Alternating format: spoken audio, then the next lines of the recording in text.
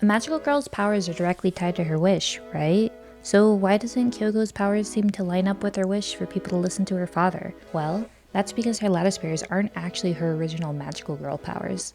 In the drama CD Farewell's Story and the manga spin-off Puella Magi Madoka Magica, The Different Story, we learn Kyoko initially was a weak magical girl who had the ability to create illusions, which more closely fits with a wish to change the hearts of others. Her wish granted her the power to make copies of herself, but she could only create one illusion at a time and struggled even against familiars. Her typical fighting style was to confuse witches by having them attack her clone, and then taking them by surprise to defeat them. The younger Kyoko had a strong sense of justice and wanted to do her best to save everyone she could. She was discouraged by the cutthroat nature of the magical girl ecosystem, believing the magical girl's job was to make the world a better place and that familiars shouldn't be left alone to cause suffering and destruction.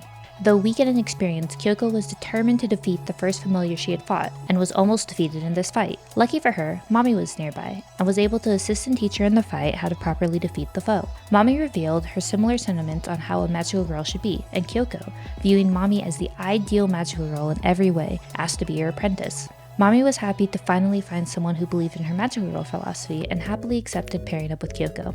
Under Mommy's guidance, Kyoko improves dramatically and learns to summon up to 13 illusions. Mommy teaches Kyoko how to find where witches usually show up, the best strategies to fight them, and how to tap into her different magical girl abilities. Mommy playfully names her powers as Rosso Fantasma or Red Phantom, much to Kyoko's embarrassment. They develop a strong bond and sense of trust, with both of them viewing the other with sisterly love. Unfortunately, after losing her family due to her father finding out about her wish and being a magical girl, Kyoko rejects her original wish, stating she no longer needs it anymore. She realizes how foolish it was to sacrifice so much making a wish for someone else, and vows to only live selfishly, for herself. As the type of magic given to a magical girl is directly related to a wish, she loses her illusion abilities and with it, her strength in fighting witches. Now alone, without any family to lean on, Kyoko realizes Mommy will still want to take care of and support her. She doesn't want to be a burden on Mommy and decides to harshly reject Mommy's ideals to push her away. Kyoko tells Mommy using her powers on familiars is a waste and has no intention of ever again using her magic for someone else's sake. After fighting, Mommy is left heartbroken, realizing she is once again alone with no one who understands her. Kyoko then leaves to fight solo, eventually developing the lattice barriers and more reckless fighting style we see in the anime.